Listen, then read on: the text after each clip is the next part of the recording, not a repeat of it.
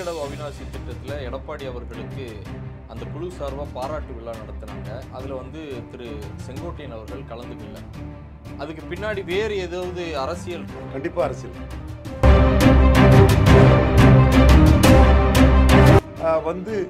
வட தமிழகத்தில் தந்தை பெரியார் உழைத்த பகுதியில் தந்தை பெரியாரின் பிரச்சாரத்தால் பண்பட்ட தமிழ் பூமியில் பாஜக கூட்டணி கூட்டம் தெற்கே மேற்கே நடந்திருக்கும். இது உண்மை. வரலாற்றை எடுத்து பார்த்து ஆய்வு பண்ணவங்களுக்கு தெரியும். பாஜக அதிமுக பலகீனப்படுத்துறதுக்கு பயன்படுத்துவாங்க. இதில் சந்தேகம். ஓபிஎஸ் நிற்கிறது. ஓபிஎஸ் இருந்தால் பிஜேபி கூட்டணி வேணும் பாரு. பிஜேபி கூட்டணி இருந்தால் கிறிஸ்டின் முஸ்லீம்ஸ் கன்சாலிடேட் ஆயிடுவாங்க. ஸோ முபாரக் கூட அலைன்ஸ் வச்சிருக்கிறாரு.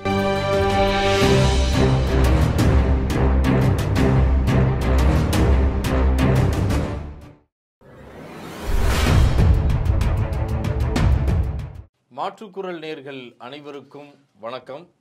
இன்று நம்முடைய அரங்கிற்கு வந்திருப்பவர் அரசியல் விமர்சகர் திரு ரவீந்திரன் துரைசாமி அவர்கள். வணக்கம் சார். வணக்கம். அதிமுகவில் திரு செங்கோட்டையன் அவர்கள் அத்திக்கடவு அவிநாசி திட்டத்தில் எடப்பாடி அவர்களுக்கு அந்த குழு சார்பாக பாராட்டு விழா நடத்தினாங்க. அதில் திரு செங்கோட்டையன் அவர்கள் கலந்துக்கல. அதுக்கு பின்னாடி வேறு ஏதாவது அரசியல் இருக்கா? ஏன்னா அவர் செய்தியாளர் சந்திப்பில் அங்கே அம்மாவுடைய படமும் எம்ஜிஆருடைய படமும் இல்லை, அதனால நான் கலந்துக்கல, ஆனால் புறக்கணிக்கலை அப்படின்னு சொல்கிறாரு. அதில் வேறு ஏதாவது அரசியல் இருக்கா? கண்டிப்பாக அரசியல் இருக்குது. இன்னும் ஒரு 1.25 வருஷத்தில் தேர்தல் இருக்குது. அதில் செங்கோட்டையனும் எடப்பாடி பழனிசாமியும் ஒரே அணியிலிருந்து தேர்தலை சந்திப்பாங்கன்னு எனக்கு தோணலை. இது செங்கோட்டையனை பொறுத்தவரையில் அவர் அதிமுகவில் ஒரு மூத்த தலைவர். அவர் கோவை செழியன் மக்கள் தலைவர் எம்ஜிஆரை விட்டு பிரிஞ்சு போகும்போது ஐயா ஆர்எம்பியோட வேண்டுகோளுக்கிணங்க இங்கே கோயம்புத்தூரில் பெரிய மாநாடு நடத்தி பெரிய கூட்டம் நடத்தி எம்ஜிஆர் கூட தான் தொண்டர்கள்லாம் நிற்கிறாங்கங்கிறத நிறுவனவர். அடுத்தபடியாக 89ஆம் ஆண்டு ஜெயலலிதா அம்மையார் எங்கள் ஐயா மூப்பனார் அவர்கள் எதிர்க்கட்சி தலைவராக வந்திருக்கணும். நாடார்கள் ஆதரவில் கொங்கு வேளாளர் பெல்ட்டில் உள்ள கொங்கு வேளாளர் ப்ளஸ் அருந்ததியர் ஆதரவில் செங்கோட்டையன் அதிக இடங்களை ஜெயலலிதா அம்மையாருக்கு ஜெயித்து கொடுத்ததுனால ஜெயலலிதா அம்மையார் எதிர்க்கட்சி தலைவராக வந்தாங்க. இது இப்போ ஜெயலலிதா விசுவாசியாக இருந்தார். சசிகலாவுக்கு எதிராக அவர் ஒரு பெரிய சீஃப் மினிஸ்டராக வரணும் நாங்களே எதிர்பார்த்தோம். அவர்கிட்டே சொன்னோம். அப்புறம் கட்சியை நான் உடைக்க விரும்பலைன்னு சசிகலா அம்மையாரே அவரை மீண்டும் அமைச்சராக்குனாங்க. அந்த தரப்பு கட்சி பதவியை கொடுத்தாங்க. இது கடந்த கால வரலாறு. இப்போது எடப்பாடி முதலமைச்சரான பிறகு அவர் இன்னைக்குள்ள காலகட்டத்தில் இந்த கட்சி தன்னோட கட்சின்னு நிறுவ நினைக்கிறாரு. தான் எம்ஜிஆர் ஜெயலலிதா எடப்பாடி. இப்போ ஆர் உதயகுமார் வரைக்கும் விட்டுருக்காருல்ல, கட்சியில் இருக்கிறவன் எம்ஜிஆர் ஜெயலலிதா எடப்பாடி தான் எல்லாரும் இருக்குது, அல்லவனுக்கு இடம் இல்லைங்கிற அந்த பாணிக்கு அவர் போகிறாரு. அதை தான் ஆர் உதயகுமாரோட அறிக்கை நமக்கு காட்டுது. அப்போ அந்த பாராட்டு விழாங்கிறது செட்டப் பாராட்டு விழா தான். இன்னைக்கு சிவகங்கையில் ஒரு ஊர் மக்கள் உண்ணாவிரதம்னு சொல்கிறாங்கல்ல, அது அதிமுகவும் தாவாக்காவும் சேர்ந்து உண்ணாவிரதம் இருக்காங்க. ஃப்ரெண்டில் எனக்கு தினமலரில் போட்டிருக்காங்கன்னா அதிமுக செட் பண்ண உண்ணாவிரத்தில் தாவேக்காவை கூட்டுறாங்கன்னா இதை ஒரு அலையன்ஸ் மாதிரி நாளை கொண்டு வரதுக்கு எடப்பாடியோட இன்ஸ்ட்ரக்ஷனில் தான் அது நடக்க முடியும். அல்ல லோக்கல் அதிமுக காரங்க இதில் நடக்குது. இது முழுக்க எடப்பாடி இன்ஸ்ட்ரக்ஷனில். எடப்பாடி தான் எல்லாம். எம்ஜிஆர் ஜெயலலிதா மறைந்த தலைவர். Dead leaders cannot lead a party. Edappadi alone lead ADMK. So அவர் பெரிய தலைவர். இதைத்தான் நானும் சொல்லிட்டு இருந்தேன். முன்னாடி 7 வருஷமாக சொல்லிட்டு இருந்தேன். இதை செங்கோட்டையன் சேலஞ்ச் பண்ணுறாரு. அவங்க வெற்றிகரமான தலைவர்கள். நீங்கள் தோல்வியில் இருக்கிறீங்க. பன்னீர்செல்வத்தை நீக்கிட்டே 13% போயிட்டு, ஓபிஎஸ்ஸை நீக்கிட்டே 13% போயிட்டு, 33% இபிஎஸ் ஓபிஎஸ் ரெட்டை தலைமையாக இருக்கும்போது 13% ஓட்டு போயிட்டு, ஓபிஎஸ்ஸை நீக்கினதிலே கொங்கு மண்டலத்தில் உள்ள அதர் காஸ்ட் ஓட்டெல்லாம் சுத்தமாக போயிட்டு, இப்போ செங்கோட்டையன் கருத்துப்படி ஈரோடு கிழக்கில் நிற்காதனால சுத்தமாக நான் விளையாட கொண்ட ஓட்டு அப்படியே போயிட்டு நிற்க சொன்னார். நிற்கல. அப்போ டிக்ளைனிங். இன்றைக்கி இந்தியா டுடே கருத்து கணிப்பில் என்டிஏவோட குறைவாக வருது. நான் கருத்து கணிப்பு ரிசல்ட் அல்ல வருது. அப்போ ரிசல்ட் படி என்டிஏ 18, அதிமுக 23. கொங்கு பெல்ட்டில் கோயம்புத்தூரில் நீலகிரிலையும் என்டிஏ மேலே. இது நாமக்கல் கள்ளக்குறிச்சியில் தான் இவர் மேலே நிற்கிறாரு. யார்? ஐயா எடப்பாடி பழனிசாமி மேலே நிற்கிறாரு. அப்போ இந்த சூழ்நிலையில் இந்த கட்சிக்கு நாளைக்கு எதிர்காலங்கிறது கேள்விக்குறியாகுது. ஆனால் கட்சியை முழுக்க தன்வசப்படுத்தி நான் தான் அதிமுகவே நான் தான்னு எடப்பாடி பழனிசாமி களத்துக்குள்ளே வரார். அப்போ இந்த சிச்சுவேஷனில் போர்க்கொடியை செங்கோட்டையன் உயர்த்தியிருக்கிறாரு. உடனே அடுத்த கட்டத்துக்கு போக மாட்டார். மெல்ல அடுத்த கட்டத்துக்கு போவார். எடப்பாடியும் அதை எதிர்கொள்ளதுக்கு நான் தான் அதிமுக, நானே அதிமுகன்னு அவர் வராரு. இல்லை, இந்த உட்கட்சி பூசல்ல பாஜகவுடைய பின்புலம் இருக்குன்னு சொல்றாங்க. பாஜக வந்து ஒரு டீம், பாஜக பல டீமாக இருப்பாங்க. பாஜக பின்புலமாக இல்லை. பாஜகவில் வந்து யார் பாஜக? அது ஒரு தேசிய கட்சி. தேசிய கட்சி பாஜக. நான் மோடியோட வெல்விஷர். சசிகலாவை அலோவ் பண்ணக்கூடாது, எம் நடராஜன் எந்த வகையிலையும் நடராஜனுக்கு அதிகாரம் கொடுக்கக்கூடாது நான் சொன்னேன். பொன் ராதாகிருஷ்ணன் என்ன சொன்னார்? எம்ஜிஆருக்கு அடுத்தபடியாக மக்கள் சக்தி சசிகலான்னு சொன்னார். இல கணேசன் என்ன சொன்னார்? பாஜகவில் மூத்த தலைவர், பெரிய தியாக வரலாற்றுக்கு சொந்தக்காரர். நடராஜனையும் மோடியையும் இன்ட்ரடியூஸ் பண்ணி வைக்க சொல்லதே நம்ம பார்த்தோம். சுப்பிரமணிய சாமி பாஜக தலைவர், அவர் என்ன சொன்னார்? அவர் வந்து ஆகஸ்ட் 15 சசிகலா விடுதலைன்னு சொன்னார். சத்யன் குருமூர்த்தி அவர் மோடியே பிஎம் கேண்டிடேட்டாட்டு ப்ரொமோட் பண்ணவர். இந்த நாட்டை சோனியா கிட்ட 3வது முறை நாடு போகாமல் மோடி தலைமையில் காப்பாற்றப்பட்டதில் அவருக்கு பங்கு அதிகம். அவர் என்ன சொன்னார்? ஜாக்கடை நீர்னாலும் ஜாக்கடை ஜலம்னாலும் வீடு தீப்பற்றி எரியும் போது அதை அணைக்க பயன்படுத்தணும்னு சொன்னாப்புல. நான் மோடியோட வெல்விஷர், சாதாரண ஆள் தான். நான் மோடி இன்க்ளூசிவ் அலையன்ஸில் சசிகலா வர முடியாதுன்னு சொன்னேன். கடைசியில் நாம் சொன்னதான் நடந்தது. இப்போ நான் எதுக்கு சொல்கிறோம்னா, பாஜக பல முனையில் முயற்சி பண்ணக்கூடியவங்க.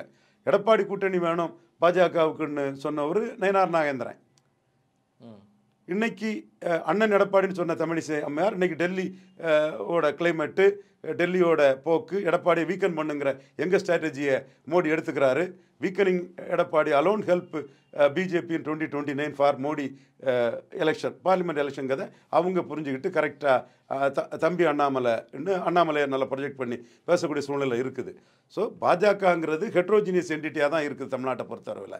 அதே வேளையில் செங்கோட்டையனுக்கும் குஜராத் பக்கத்தில் இருந்து ஆதரவு இல்லைன்னு நான் சொல்ல வரல. செங்கோட்டையன் அன்னைக்கு ஜெயலலிதா அம்மையார் 2012 சீஃப் மினிஸ்டர் ஆகும்போது அப்போ செங்கோட்டையனும் கூட தான் நாம் இருந்து சில ஒர்க்குகள் பண்ணணும், எங்கெங்கே எப்படி கேண்டிடேட் போடணுங்கிறத பண்ணோம். கிருஷ்ணசாமியை செங்கோட்டையனம் கொண்டு வரதுக்கு நாம் தான் அந்த நாலேஜ் ஒர்க்கு கான்டாக்ட் எல்லாம் பண்ணி கொடுத்தோம். 2004, 2006, 2009 கிருஷ்ணசாமியோட தேவேந்திர குல வேளாளர் வாக்குகள் வந்து இலவச வாக்காட்டு திமுகவுக்கு போனதுனால கலைஞர் வந்து சமூக நீதிக்கு முரணாட்டு அந்த சமூகத்துக்கு எதுவும் கொடுக்காம சூறையாடிட்டு இருக்காருங்கிறத சொல்லி, கிருஷ்ணசாமி இல்லைன்னா மீண்டும் அந்த சமூகம் முக்குலத்தோர் எதிர்ப்பில் ஏமாளி சமூகமாகட்டு போயிடுவாங்க. அப்படி போகக்கூடாது ஒரு சமூகம். அந்த இதை நம்ம காப்பாற்றணுங்கிற லெவலில் நான் செங்கோட்டையன்கிட்ட நாம தான் அந்த புள்ளி வரத்தை எடுத்து கொடுத்தோம். செங்கோட்டையன் தான் அன்றைக்கி ஜெயலலிதாவுக்காக எல்லாமே ப்ளே பண்ணார்.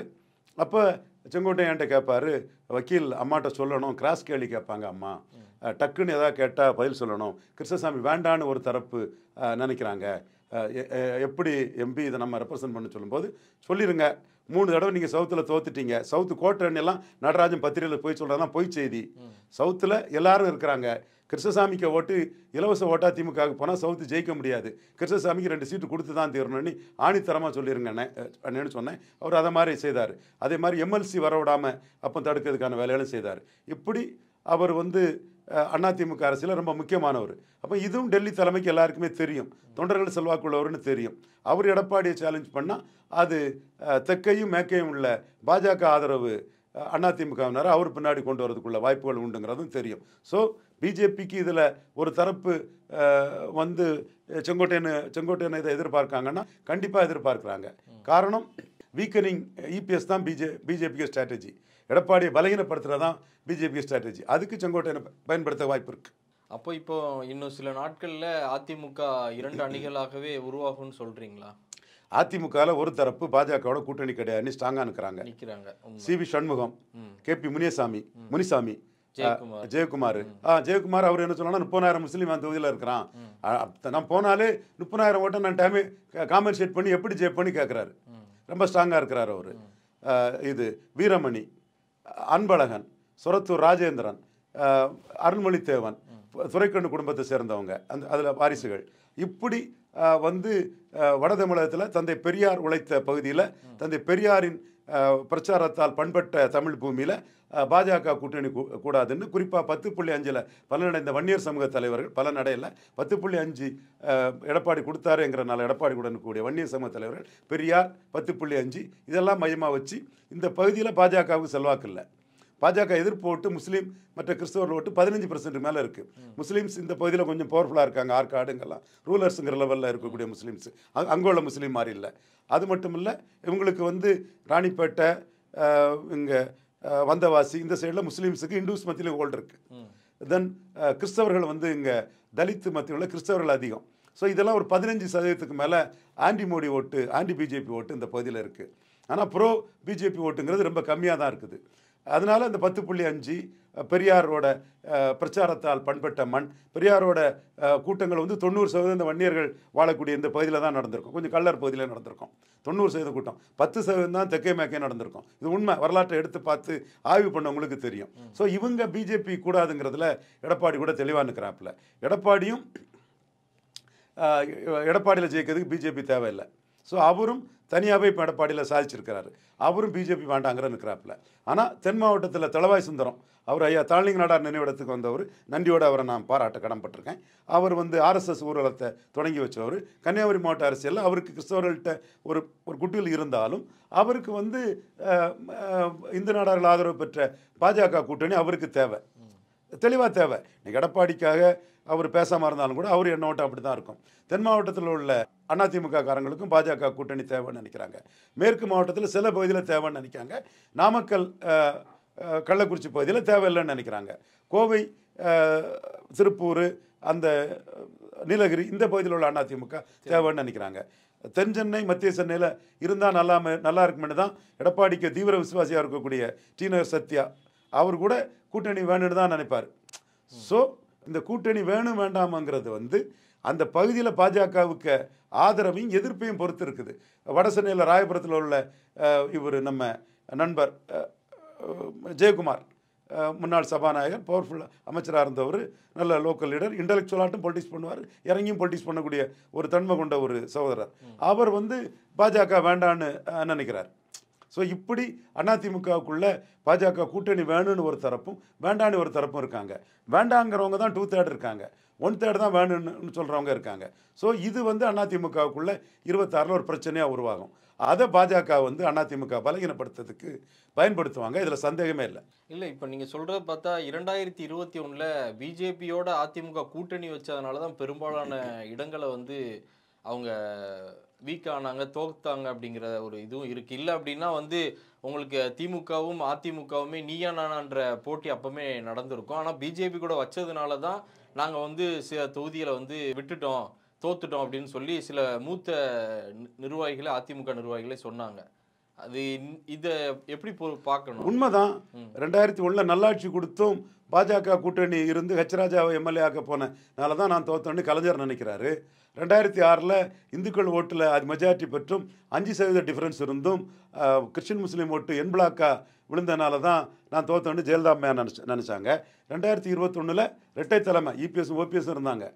நாம் பாஜக கூட்டணியில் இருந்தனால தான் 5.5% ஓட்டில் தோத்தோம். ஆனால் 18% கிறிஸ்டின் முஸ்லீம் ஓட்டும் ஸ்டாலின்ட்ட கன்சால்டேட் ஆகிட்டு அந்த 18% ஸ்டாலின் கிடைக்கலன்னா நம்ம ஜெயித்திருப்போம். நம்ம பிஜேபி கூட்டணி இல்லைன்னா அது நியூட்ரலைஸ் ஆகிருக்கும், அது ஜெயித்திருப்போங்கிறதான் எடப்பாடிக்கு நோக்கம். அதனால தானே அவர் ஓபிஎஸ்சியே நீக்கினார்.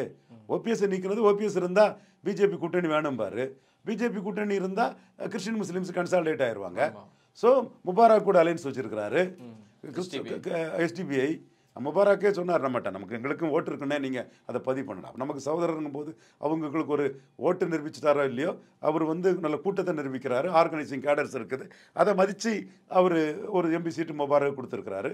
முபாரக் கூட கூட்டணி வச்சுருக்கிறாரு. 26 பாஜக கூட்டணியில் எந்த காலத்திலும் கூட்டணி இல்லைங்கிறதெல்லாம் அவர் தொடர்ந்து சொல்லிட்டு தானே இருக்கிறாரு எடப்பாடி. அப்போ அவருக்கு வந்து பலமான இடத்துல அதிமுக இருக்கக்கூடிய இடத்துல பாஜக கூட்டணி வேண்டாங்கிறாங்க, அதை தானே நிற்க முடியும். அப்போ அவங்க ரிவோல்ட் பண்ணி அதில் 4 பேர் திமுக டிக்கெட் வாங்கிட்டு போயிட்டாங்கன்னா அது ரொம்ப சிரமமாயிருமே.